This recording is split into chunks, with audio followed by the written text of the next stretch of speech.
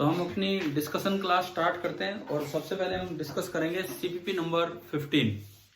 आपको निकाल लीजिए सीपीपी नंबर 15 और उसमें जो प्रॉब्लम्स हों वो हम देखते हैं। हटो भाई, तुम बैठ जाओ, पीछे जाओ।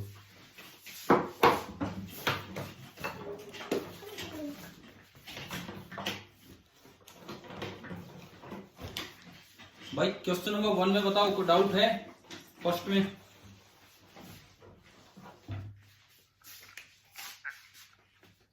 No sir. नहीं है ना, ठीक है। सेकंड हुआ किसी से?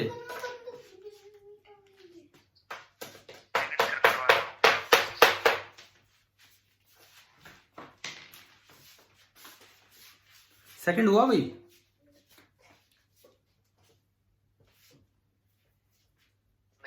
नहीं हुआ, ठीक है। हम शुरुआत क्वेश्चन नंबर 2 से ही करेंगे, जो एक बहुत अच्छा सवाल है।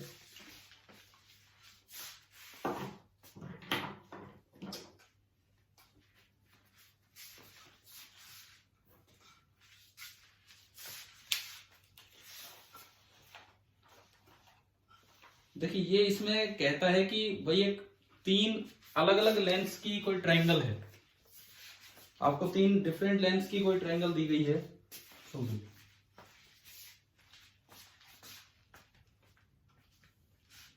कोई भी एक स्केलन ट्रायंगल है इस तरह से, मान लो ये है, लेकिन चार्ज डेंसिटी यूनिफॉर्म है। चार्ज डेंसिटी यूनिफॉर्म, मैंने आपको आंसर तो बता दिया इसका। क्या आंसर है? इन सर्कल, इन सेंटर। इन सेंटर। देखो, इसमें ये पूछा है कि अगर लैम्बडा सेम हो, 3 अलग अलग लेंथ हैं लेकिन इन पे चार्ज डेंसिटी सेम है, यूनिफॉर्म है। मतलब मान लो सपोज इसकी लेंथ है A, इसकी लेंथ है B और इसकी लेंथ है C। तो तीनों रोड्स पे अलग अलग चार्ज हो गया है। पहली रोड पे जो चार्ज बनेगा that is lambda into A, दूसरी रोड पे जो चार्ज बनेगा लैम्बडा इंटू B एंड तीसरी रोड पे जो चार्ज बनेगा लैम्बडा इंटू C। तो तीनों पे बिल्कुल अलग अलग चार्ज हो गया है। आपको ये बताना है कि इस ट्रायंगल के अंदर कौन सा ऐसा पॉइंट है जहां पे इलेक्ट्रिक फील्ड 0 होगा। तो आपको जो 4 ऑप्शन दिए हैं, incentre, circumcentre, centroid, orthocentre. सबसे पहली बात, इन चारों का मतलब क्या है वो समझते हैं हम। इन सेंटर का मतलब क्या होता है? एक ट्रायंगल में इन सेंटर का क्या मतलब होता है कि ये जो एंगल बाइसेक्टर्स होते हैं, ये जो भी एंगल बाइसेक्टर्स होते हैं, इनका मीटिंग पॉइंट आपका इन सेंटर होगा। ये जो एंगल को बाइसेक्ट करते हुए चलेंगे, ये आपका हो गया इन सेंटर। ऐसे ही आप मुझे बता दो, ये तो आप 10 तक पढ़ चुके होते हो, सर्कम सेंटर का क्या मतलब है? तीनों लाइनों के परपेंडिकुलर बाइसेक्टर का जो मीटिंग पॉइंट है वो होता है सर्कम सेंटर। सेंट्रोइड का क्या मतलब होता है? तीनों लाइंस का मीडियन जहां होते हैं, तीनों लाइंस के मिड पॉइंट को ज्वाइन करना, वो जहां मिले वो सेंट्रोइड। और ऑर्थो सेंटर क्या होते हैं? ऑर्थो सेंटर सर ये तीनों साइड पे परपेंडिकुलर एल्टीट्यूड। हाँ, परपेंडिकुलर मतलब एल्टीट्यूड। परपेंडिकुलर। हाँ, एल्टीट्यूड्स आप तीनों साइड्स पे डालिए वर्टेक्स से, तो उनके मीटिंग पॉइंट है ऑर्थो सेंटर। एक एक्स सेंटर सुना है? X centre. इन दो, जैसे बाहर के 2 एंगल आपने बनाए, इन दोनों का एक्सटर्नल एंगल जहां मिलेगा वो, और उसका इंटरनल एंगल वहीं आके मिल रहा होगा, वो आपका होता है एक्स सेंटर। ठीक है, तो इस सवाल का तो आंसर हो गया इन सेंटर। अब हम समझते हैं कि वो इन सेंटर कैसे है, क्यों इन सेंटर पे इलेक्ट्रिक फील्ड 0 होगा इस केस में। सबसे पहली बात, इन सेंटर का मतलब ये भी है कि आप जो लार्जेस्ट सर्कल जो आप ट्रायंगल के अंदर इंस्क्राइब कर सकते हैं, जिसके की तीनों साइड्स आपको टेंजेंट की तरह दिखे, वो आपका इन सर्कल होता है। और ये पॉइंट, इसका जो सेंटर पॉइंट है, ये आपका इन सेंटर है। मैं इसे O से रिप्रेजेंट कर देता हूं। मान लो इस इन सर्कल का रेडियस, सपोज इन सर्कल का रेडियस मैंने माना R है। मैंने इस इन सर्कल का रेडियस मान लिया कि वो R है। अब देखो, मैंने इस पे एक हेडिंग दी है आपको कि लॉजिकल थिंकिंग लेनी है इक्विवेलेंट चार्ज डिस्ट्रीब्यूशन की। क्या मतलब उस चीज का? देखिए, समझिए। ये लेंथ आपकी आर है, ये जो भी लेंथ है ये आपकी आर है। आप किसी थीटा एंगल पे गए एलिमेंट मानने, चलो थोड़ा और आगे चलते हैं। किसी थीटा एंगल पे हम गए और मैं एक एलिमेंट मानूंगा, थोड़ा मान लो ये दूरी आपकी है x, यहां से आप x डिस्टेंस इधर गए थीटा एंगल पे जाके, ठीक है। अब थोड़ा सा और आगे जाएंगे, थोड़ा सा और आगे एलिमेंट मानने के लिए। सपोज मैं कितना आगे गया, d थीटा, और ये जो मेरी लेंथ है, ये जो मेरी लेंथ है दिस इज dx। अब एक चीज समझो, ये रेडियस है, ये रेडियस है r और ये टेंजेंट है, तो रेडियस और टेंजेंट के बीच का एंगल कितना मिलेगा, 90 डिग्री, ठीक है। तो इस ट्राइंगल में मैं अगर देखूं तो x की वैल्यू कितनी है in terms of r and theta, tan theta कितना होगा इस ट्राइंगल में, tan theta x by r। तो मेरे पास x आ गया, x कितना आ गया, r tan थीटा, x आ गया r tan थीटा। मुझे चाहिए dx, तो आप दोनों साइड थीटा के रेस्पेक्ट में डिफरेंशिएट कर दो dx लाने के लिए। तो dx बाई डी थीटा आपका हो गया, tan थीटा का डिफरेंशिएशन कितना हुआ, सेकेंड स्क्वायर थीटा। तो मेरे पास dx आ गया, dx is coming out to be r second square theta d theta. dx is coming out to be r second square theta d theta, ये आपका dx आया। इसके बाद देखो इस dx लेंथ पे कितना चार्ज होगा ये बताओ, इस छोटी सी लेंथ dx पे कितना चार्ज होगा, यूनिट लेंथ पे कितना चार्ज माना है आपने इस वायर पे, लैम्डा सी, तो इसमें लैम्डा dx हो जाएगा। हाँ, तो इस पे जो dq बनेगा, इस पे जो आपका dq बनेगा वो बनेगा lambda into R into second square theta d theta, ये आपका dq बना। अब इसके बाद देखो इस dq की वजह से मुझे यहां फील्ड लिखना है, इस dq की वजह से मुझे ओ पॉइंट पे फील्ड लिखना है, बिकॉज मुझे नेट फील्ड निकालना है। तो मैं सबका समी तो देख रहा हूँ, तो ये de में लिखूंगा। तो मुझे दूरी चाहिए कि अब आप इस ट्राइंगल में कोस थीटा लगा के डिस्टेंस बताओ कितनी है, let this distance be z। तो कोस थीटा कितना होगा इस ट्राइंगल में, कोस थीटा कितना होगा इस ट्राइंगल में, कोस थीटा आपका होगा r by Z, r by Z. तो यहां से z कितना आ गया, r इंटू सेकेंड थीटा, ये z आ गया आपका r इंटू सेकेंड थीटा। तो अब आप de लिखवा दो by Coulomb's law, by Coulomb's law de कितना होगा, k into D Q divided by Z square. बताओ de लिखना आ गया, हाँ भाई समझ आ रहा है de Coulomb's law, yes sir. ठीक है। मैंने वैल्यूज पुट की तो de is coming out to be k into D Q, D Q आपका है lambda r second square theta d theta upon z का स्क्वायर, तो r square second square theta. ये लो सेकेंड स्क्वायर थीटा से तो ये गया, कुल मिला के आपका de निकल के आया k into lambda into R D theta upon R square. एक बार ये बताओ क्या ये डी समझ आ गया है,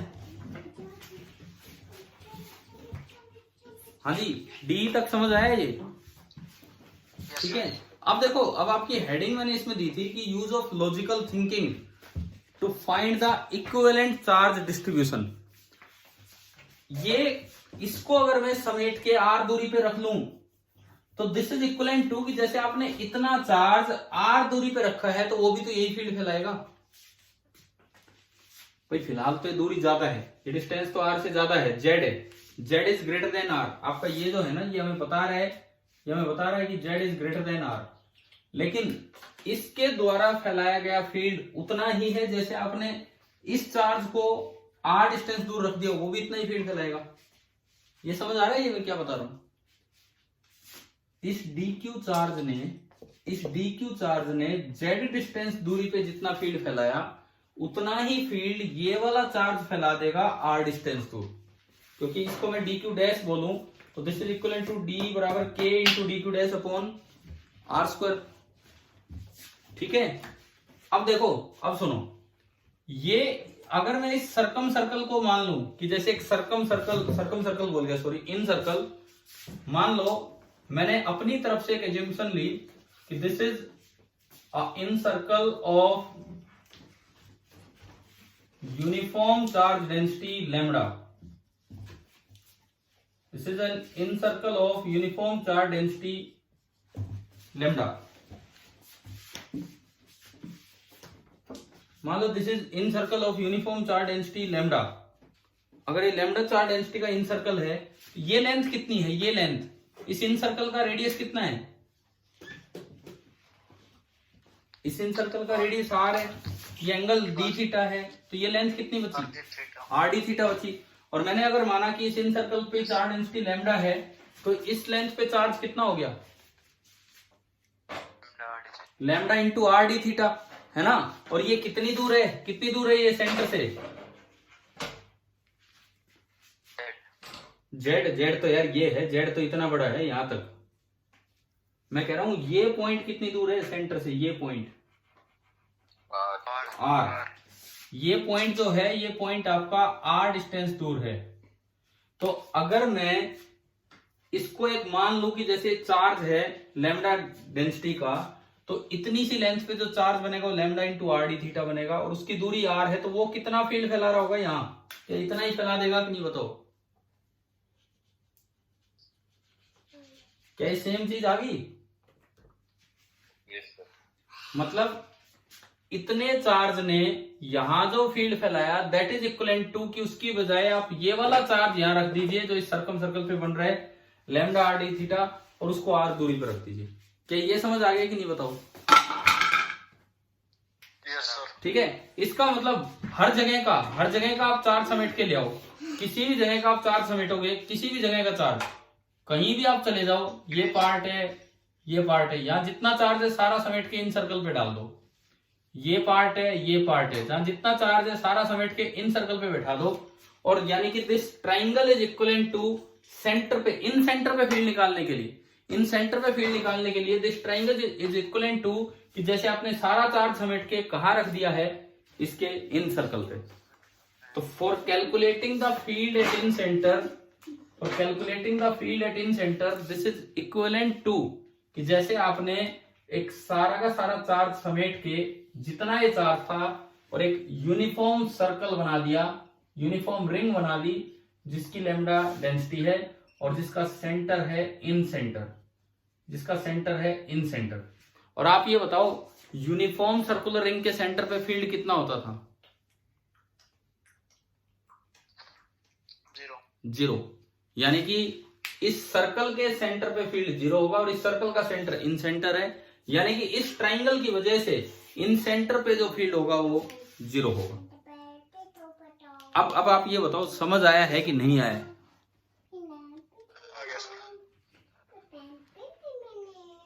देखो, आप लोग अभी 9 बच्चे हो मुझे छोड़ के, तो मैं एक बार सभी से पूछ लेता हूँ भाई, कोई बाद में भी आया हो सकता है, कोई कभी भी. क्या सभी को ये वाला सवाल क्लियर हो गया है कि नहीं? ठीक है. अब सुनिए, इसे एक रिजल्ट की तरह याद कर लेना है. बिल्कुल एग्जाम में एकदम से हम नहीं सोच पाएंगे इतना. एक रिजल्ट की तरह कभी भी यूनिफॉर्म लीनियर चार्ज डेंसिटी वाली एक ट्रायंगुलर रोड अगर आए, यूनिफॉर्म लीनियर चार्ज डेंसिटी वाली एक ट्रायंगुलर रोड अगर आए, तो उस ट्रायंगुलर रोड की वजह से, जो अलग अलग लेंथ ही क्यों ना हो, इस ट्रायंगल के अंदर कौन सा ऐसा पॉइंट होगा जहां नेट फील्ड 0 होगा? कौन सा ऐसा पॉइंट होगा? इन सेंटर, इंटरनल एंगल बाइसेक्टर्स का मीटिंग पॉइंट. और अगर वो इक्विलेटरल ट्रायंगल है, तो आप शायद जानते होंगे कि इक्विलेटरल ट्रायंगल में तो तीनों चारों सेंटर एक ही जगह होते हैं. पता है ना ये आपको? तो उसमें तो सेंट्रोइड बोल लो. अब इस सवाल में ना ज्यादातर बच्चे जो गलत टिक कर आते हैं, एक्चुअली मुझे नहीं पता यार ये आया है कि नहीं आया कभी सवाल. ये तो मतलब मैंने आपको सीधा लिख के दे दिया, बाकी मैंने कहीं आया हुआ देखा नहीं है आज तक ये क्वेश्चन. बट जब मैंने कोशिश की है पूछने की, बच्चों ने सेंट्रोइड जवाब दिया है, सेंट्रोइड, क्योंकि उन्हें लगता है ट्रायंगल का रियल सेंटर सेंट्रोइड है, तो वहीं फील्ड 0 होता होगा, जबकि इसका आंसर तो इन सेंटर. चलिए तब आगे बढ़े फिर. Yes sir. थर्ड मुझे लगता है हम शायद डिस्कस पहले ही कर चुके जब वो एज वाला पढ़ाया गया था आपको. एज का प्रूफ करवा दिया मैंने आपको, एज पे करा दिया सर। ऑनलाइन कराया था, ऑफलाइन वहां स्कूल में कराया था? सर ऑनलाइन ही कराया था। ऑनलाइन कराया था, समझ आ गया था ना वो? ठीक है। Yes sir. फोर्थ, मुझे लगता है इलेक्ट्रोस्टैटिक शील्डिंग में मैं जिक्र कर चुका हूं इस चीज का। Yes sir. ठीक है। Fifth, JEE 2012 multi select question थे एमएसक्यू, इसमें बताओ भाई कोई समस्या है तो? एबीसी इसका आंसर है। सर हो गए। हो गया सभी का? ठीक है। Sixth, distance of closest approach, doubt है इसमें? करा दो सर। करा दें। वैसे आपको बताऊं, ये आपके पास एनसीईआरटी पार्ट सेकंड है क्या घर पे? Yes sir. एटम्स वाले चैप्टर में ये सोल्ड एग्जांपल मिलेगा, देख लेंगे सर हम। देख लेंगे ना आप लोग। एटम्स जो चैप्टर है ना, उसमें रदरफोर्ड का टॉपिक जहां होगा उसके जस्ट बाद ये सोल्ड एग्जांपल मिलेगा, और उसमें 30 फर्मीमीटर आ रखा होगा, और उसमें उन्होंने बताया भी होगा कि, पता नहीं वहां बताया कि बाद में बताया कि एग्जैक्टली ये नहीं था, 6 फर्मीमीटर था, जो बाद में इलेक्ट्रॉन स्कैटरिंग एक्सपेरिमेंट से निकला। वहां नहीं बताया तो कहीं और बताया होगा। और मैंने इसका पूरा देखो, मैं आपको फिर भी थोड़ा सा आइडिया देता हूँ। गोल्ड न्यूक्लियस का एटॉमिक नंबर है 79, तो उस पे चार्ज हो गया 79e, 79e। अल्फा पार्टिकल पे चार्ज हो गया 2e। अल्फा पार्टिकल की एनर्जी है 7.7 इंटू 1.6 इंटू 10⁻13 जूल। और आपको केवल एनर्जी कंजर्वेशन लगाना है, वो केस फर्स्ट जो मैंने आपको पढ़ाया था डिस्टेंस ऑफ क्लोजेस्ट अप्रोच में। कर लोगे ना आप तो ट्राई? Yes sir. ठीक है। सेवंथ, मुझे लगता है जो जेई एडवांस 2015 का सवाल था, हो गया होगा ये? हो गया सर। हाँ, ये सीधा ही है यार। देखो 4 नंबर दे रहा है आपको, सीधा 4 नंबर दे रहा है, गलत के -2 थे। आप प्लस क्यू को थोड़ा डिस्प्लेस करके देखोगे तो पॉजिटिव ही है बाकी भी, तो इधर लेके जाओगे तो वो धक्का मारेगा, इधर लेके जाओगे तो वो धक्का, तो एसएचएम करेगा। माइनस क्यू को लेके जाओगे तो खींच लेगा अपनी तरफ, तो उसी साइड चला जाएगा। तो इसका आंसर तो सी आ गया। 8th बताओ, ये होलो बॉडी चार्ज होते हैं, ये हुआ कि नहीं हुआ पोटेंशियल निकालने वाला? Question number 8। अरे करवाऊं क्या 8th?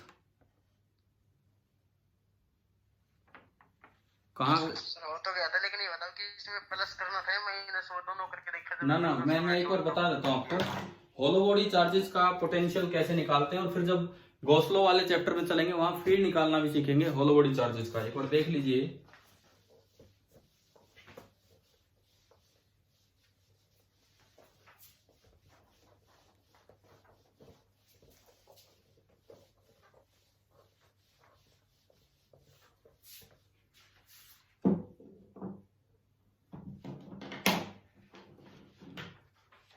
देखिए, इसमें कहता है कि एक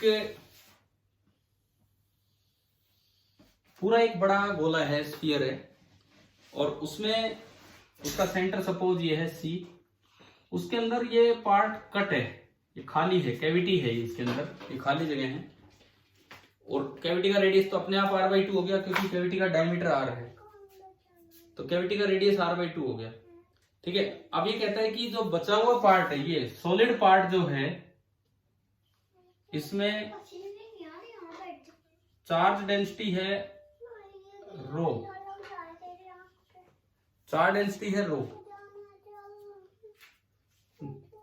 अरे पंखा चलाऊं क्या? पंखा चलो, बैठ जाओ ना, चलने दे। सुनो, चार्ज डेंसिटी है रो, और इन्होंने बोला है कि इलेक्ट्रिक पोटेंशियल निकालना होता है सेंटर ऑफ द स्फीयर। तो भाई तरीका ये होता है, जब भी कभी ऐसे होलो बॉडी चार्जेस आए, पहले आप चार्ज डेंसिटी देखो बचे हुए पार्ट की, वो अगर यूनिफॉर्म हो, कम करो इसको, वो अगर यूनिफॉर्म हो, तो इसके अंदर आपको क्या करना है, एक तो रो डेंसिटी का चार्ज भरा हुआ मान लेना है, और साथ में भर लेना है एक माइनस रो का। ऐसा तो हम कर ही सकते हैं भाई, खाली जगह में मैंने एक रो मान लिया, एक माइनस रो मान लिया, तो मैंने कुछ भी नहीं भरा। ठीक है, क्लियर है? अब देखो, रो पूरे में भरते ही, अरे बंद करो पंखा, बंद करो, रो पूरे में भरते ही ये दो गोले बन गए, एक तो रो का पूरा हो जाएगा इसमें भरते ही, रो यहाँ तो था ही, रो यहाँ और हो गया, और साथ में एक बन गया minus rho. So this is equivalent to कि एक आर रेडियस का तो रो है और प्लस एक r/2 रेडियस का माइनस रो है। 1 मिनट में अभी करता हूं, तुम दोनों जाओ उधर जाओ, जल्दी जाओ, मत खेलेंगे, दीवार खुलवा दी।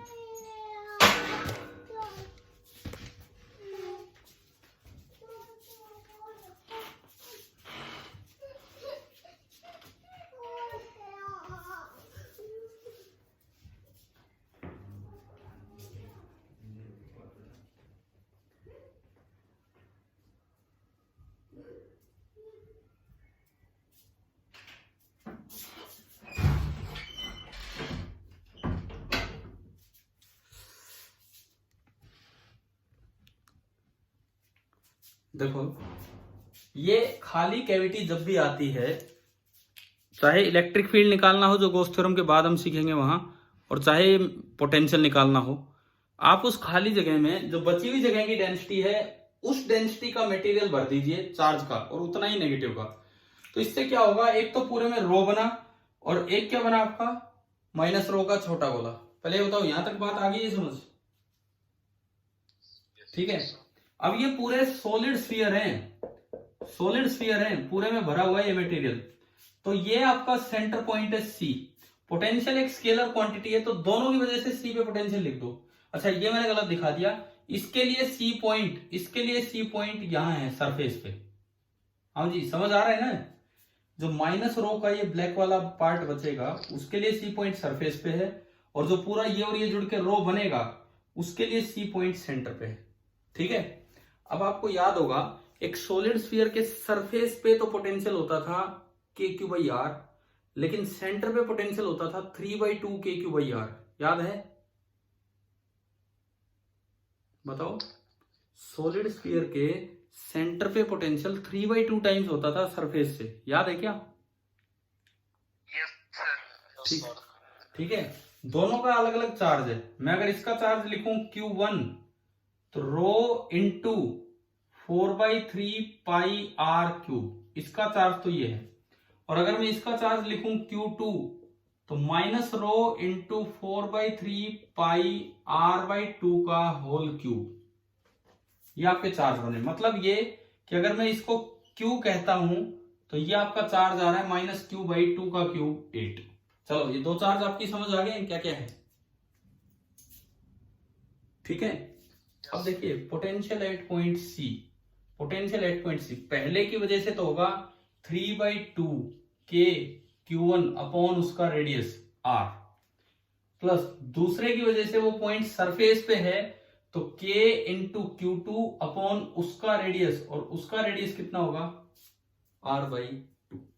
अभी बताओ कि आपको ये तरीका समझ आ गया कैसे करना था? जब भी कभी देखो, ऐसा भी मत करना, ऐसा भी मत करना कि इसमें Q चार्ज हो तो यहाँ Q भर दिया और -Q भर दिया ना। पहले उसकी डेंसिटी निकालो। इस सवाल में तो डेंसिटी दे रखी है रो, जो डेंसिटी है वो डेंसिटी का मैटर आप भरो। वहां रो है तो यहाँ भी रो भरो, तब वो यूनिफॉर्म स्फीयर बनेगा पूरा, और एक साथ में भरना पड़ा माइनस रो।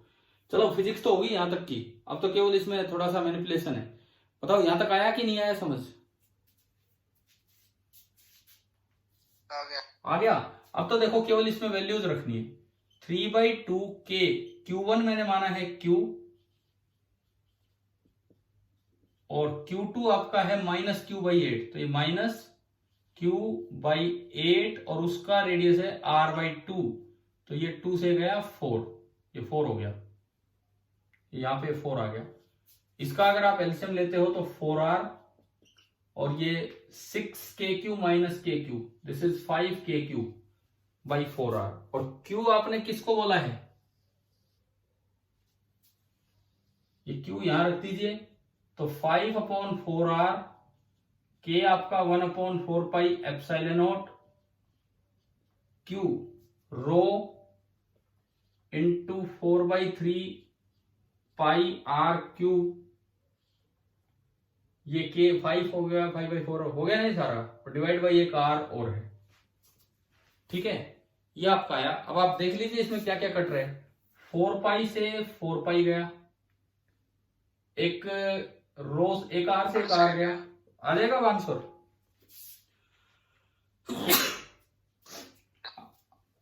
5/4 × 3 12, एक रो, एक आर और एक आर से 2 आर गए तो एक आर बचा, और डिवाइडेड बाई आपका आया एप्सिलॉन। क्या है इसका आंसर? शायद यही होगा 15 रो आर स्क्वायर। अच्छा आर स्क्वायर है, एक बार आर स्क्वायर है ऊपर, तो इसमें देखो ये आर कहां से आ गया, ये आर नहीं है शायद ना, ये इधर वाला आर हमने यहां लिख दिया था, तो ये आर स्क्वायर ही बचेगा।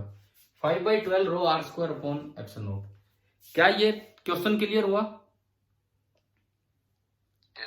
ठीक है। अब ये अपने आप में एक टाइप है, ये होलो बॉडी चार्जेस जिन्हें बोल देते हैं, अपने आप में एक टाइप है। यहां हमने पोटेंशियल निकाला है, गॉस लॉ सीखने के बाद उसमें फील्ड भी निकालेंगे कि इस तरह की कैविटी आए तो फील्ड कैसे निकालते हैं।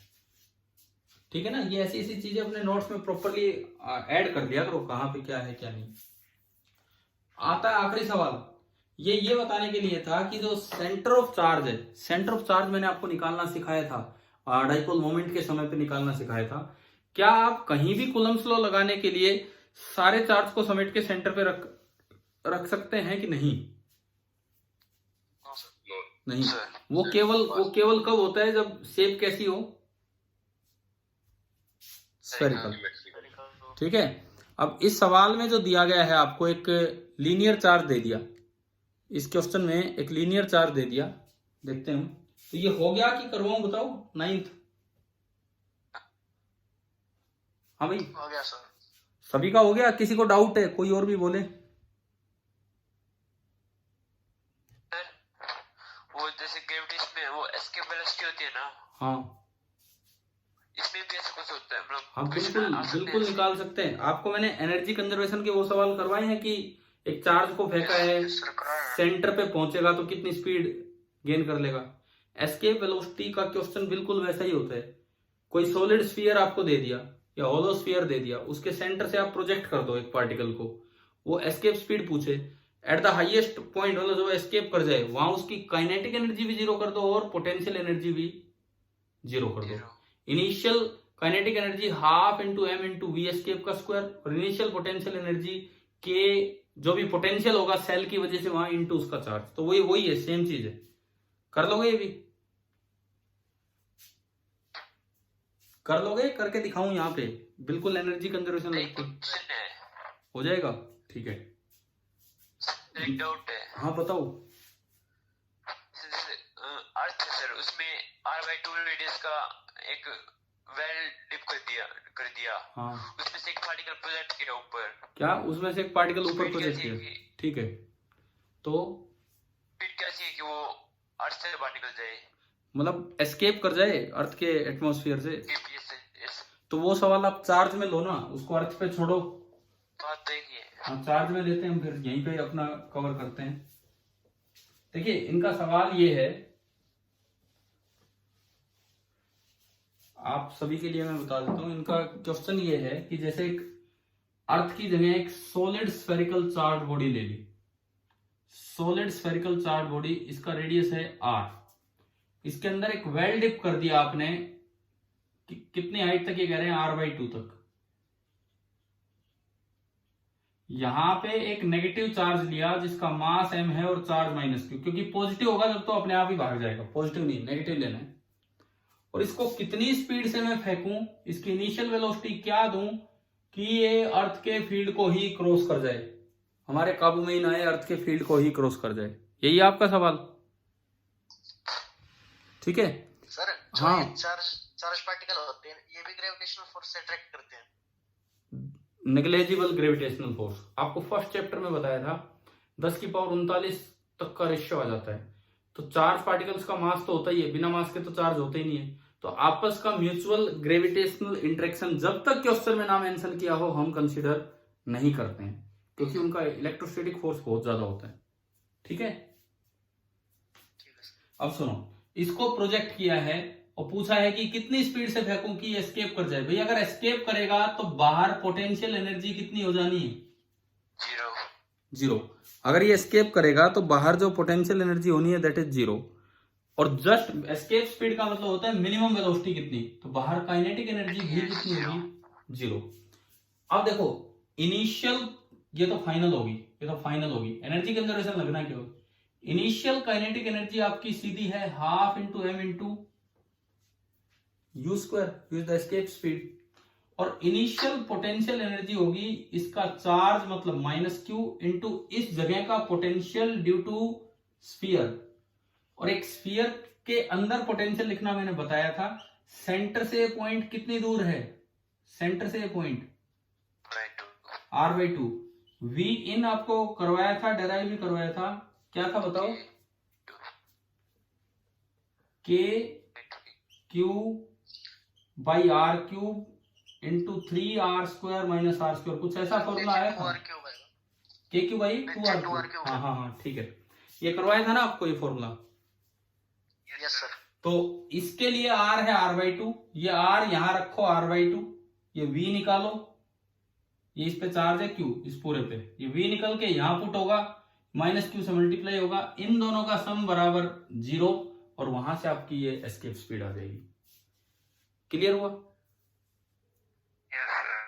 ठीक है। वी तो तब होता है जब ये स्फीयर पूरा हो, जब इसमें से ना ये इस होल से कोई फर्क नहीं पड़ता है, ये इतनी नेग्लेजिबल थिकनेस के होल होते हैं, इनसे हम इसका यूनिफॉर्म नेचर डिस्टर्ब नहीं करते हैं। वो तो फिर जब +1 में आप अर्थ के लिए करते थे, अर्थ में भी होल खोलोगे तो वो तो नॉन यूनिफॉर्म बन जाएगी, लेकिन हम मान के चलते हैं कि वो कैसा है, यूनिफॉर्म है।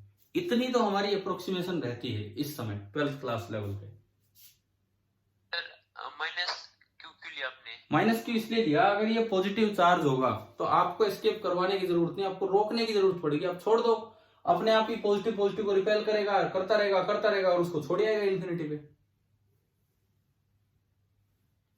भाई अर्थ से हम जोर लगा के फेंकते हैं किसी चीज को, क्यों? क्योंकि धरती उसको अट्रैक्ट करती है कि रिपेल करती है? अर्थ हमेशा ग्रेविटेशनल फोर्स से किसी बॉडी को अट्रैक्ट करती है। ऐसे ही अगर ये चार्ज दूसरे चार्ज को अट्रैक्ट करेगा तो ही एस्केप की बात आती है, नहीं तो अपने आप ही वो निकल जाना है, नहीं तो रोकने की बात आएगी। बताओ समझ आया कि नहीं आया एस्केप वाला कॉन्सेप्ट? हाँ जी अक्षय जी बोलिए भाई, डाउट है तो और बताओ अभी इसमें एस्केप वाले में। सर ये फाइनल काइनेटिक एनर्जी 0 कैसे? 0 इसलिए ली, अगर आप इससे तेज स्पीड से भी फेंकते हो तो भी वो एस्केप कर जाएगा। एस्केप वेलोसिटी का मतलब होता है मिनिमम वेलोसिटी की मैं किससे थ्रो करूं ताकि वो वहां पहुंच जाए। अब मिनिमम वेलोसिटी का मतलब है कि जस्ट वहां पहुंच जाए और उसके बाद उसमें कोई काइनेटिक एनर्जी ना हो। आप इससे ज्यादा एनर्जी से फेंकोगे तो वहां पहुंच भी जाएगा और काइनेटिक एनर्जी बच जाएगी, लेकिन वो फिर मिनिमम स्पीड नहीं होगी। तो मिनिमम स्पीड का मतलब ये है जस्ट वहां पहुंच जाए बस वो, इसलिए वहां हमने काइनेटिक एनर्जी कितनी मानी है, 0। ठीक है चलो भाई, ये आपके डाउट्स इस तरह के तो हो गए हैं। अब पहले तो ये और बता दो कितना टाइम बचा है? 5 मिनट है, तो आप पूछो 5-7 मिनट जो भी हैं, फटाफट जो भी आपके डाउट्स हैं बोलिए। अंकित, अच्छा कल वाला सवाल बताओ। 2.15 का बी पार्ट, इसका जो क्वेश्चन आंसर में लिखा हुआ है वो ये समझाना। अभी आता हूँ उस पर, मुझे ये बताओ जो 2.18 चल रहा था क्या वो हो गया कल? 2.18 का सी हो गया आपसे कि नहीं हुआ है? सर ये काइनेटिक एनर्जी वाला ही लो मैं पहले 2.18 ही पूरा कर दूं जो कल का बचा हुआ है। कल मीटिंग ऑफ हो गई थी आपके बीच में।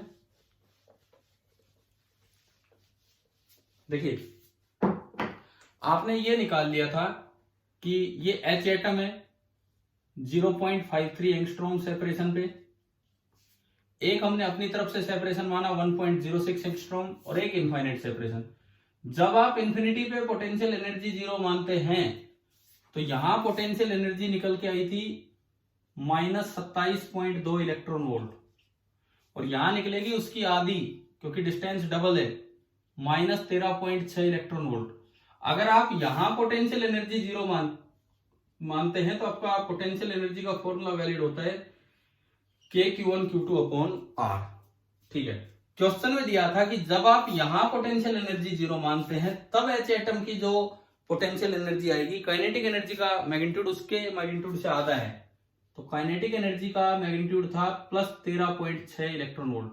लेकिन ये चीज आपके जीरो लेवल चेंज करने से चेंज नहीं हो सकती है।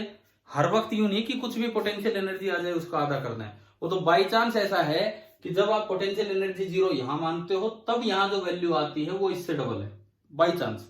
मैंने बताया था स्पीड है 2.2 इंटू 10⁶ मीटर पर सेकंड, उससे वैल्यू इतनी आ जाती है। आप जीरो लेवल चेंज करोगे, वो इलेक्ट्रॉन को थोड़ी पता है, वो तो जिस तरह घूम रहा है। ठीक है, यहां आपने इनकी टोटल एनर्जी निकाली और टोटल एनर्जी निकल के आई थी -13.6 इलेक्ट्रॉन वोल्ट। अब पूछा है कि इसको फ्री करने के लिए कितना वर्क करना पड़ेगा। फ्री करने का मतलब है कि यहां जो एनर्जी है उसकी एनर्जी इतनी बना दो जितनी इंफिनिटी पे है। इंफिनिटी पे कितनी है? इंफिनिटी पे कितनी है? जीरो। तो -13.6 में आपको कितना जोड़ना पड़ेगा? +13.6, तो वो इंफिनिटी पे हो जाएगी जीरो। ये बात तो क्लियर है? ठीक है।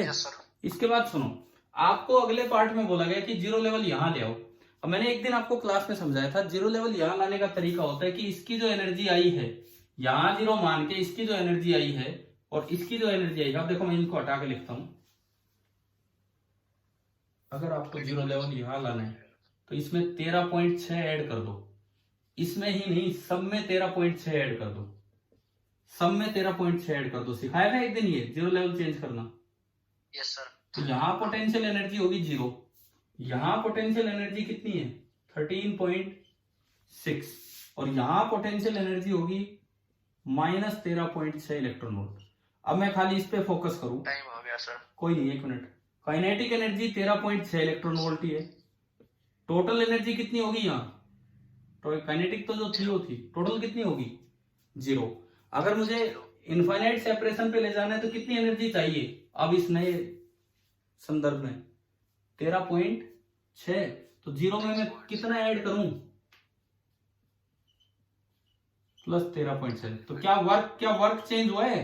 वर्क चेंज हुआ है? कितना करना पड़ेगा? नहीं हुआ। ठीक है ना, कल मैंने लगभग यही आइडिया में दे रहा था। चलिए अब आप कह रहे हैं क्वेश्चन नंबर 2 कौन सा बोल रहे थे आप?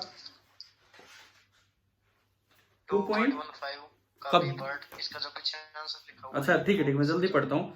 Is the electric field inside a cavity with no charge zero even if the cell is not spherical. हाँ बिल्कुल, चाहे सेल स्फेरिकल हो या ना हो, कैविटी के अंदर अगर कोई चार्ज नहीं है तो जीरो ही होगा। मैं इसकी एक्सप्लेनेशन पढ़ देता हूँ पीछे से। भाई गॉस लॉ, अब आप थोड़ा सा वेट करो ना, गॉस लॉ पे हम आ रहे हैं ना, अभी कल ही तो गॉस लॉ पढ़ रहे होंगे, उसके बाद आप ये ट्राई कर लेना। ठीक है? ठीक है सर। ठीक है, और अभी तो टाइम हो रहा है। चलो आज का ये डिस्कशन इसका रहा जो CPP 15 का, मुझे लगता है कुछ नई चीजें तो आपने सीख ही ली हैं, इससे समझ आ गई होंगी ना एक दो बातें तो। सर 2.36 समझा दो। 2.36 यार, अब वो नई बुक या पुरानी बुक? आपका लास्ट है क्या ये बताओ? 2.36। हाँ लास्ट क्वेश्चन। मेरे में 37 है वो लास्ट क्वेश्चन। चार पार्ट है जिसके। हाँ सुनो, कौन सा पार्ट समझाऊं? टाइम तो है नहीं, कौन सा पार्ट समझाऊं तो? सारे समझाने हैं, कोई सा भी समझा दो, इकट्ठा हो जाओ। देखो जैसे मान लो फर्स्ट ही पार्ट है, हमारी बॉडी को करंट क्यों नहीं लगता जब हम घर से बाहर निकलते हैं, ये है पहला पार्ट। क्या होता है कि एटमॉस्फेयर में लगातार एक इलेक्ट्रिक फील्ड होता है ऊपर से नीचे की तरफ। हम जब अर्थिंग पढ़ेंगे तो ये पढ़ेंगे गॉस लॉ के बाद कि धरती की सरफेस पे नेगेटिव चार्ज डेंसिटी होती है, जिससे क्या होता है टुवार्ड्स द अर्थ, ऊपर से टुवार्ड्स द अर्थ एक इलेक्ट्रिक फील्ड लगातार बना रहता है। ऊपर से टुवार्ड्स द अर्थ एक इलेक्ट्रिक फील्ड लगातार बना रहता है। फिर भी ये कहता है कि जब हम बाहर निकलते हैं, हम घर से बाहर निकलते हैं, तो उस इलेक्ट्रिक फील्ड के कारण हमें झटका क्यों नहीं लगता है। हाँ चलिए हम कल लेते हैं इसका डिस्कशन, कोई बात नहीं, कल पहले शुरुआत एनसीईआरटी से ही करेंगे। आज तो समय हो गया है, कल हम यहीं से अपना डिस्कशन स्टार्ट कर देंगे। कल का पहला काम एनसीईआरटी डिस्कशन है। Thank you.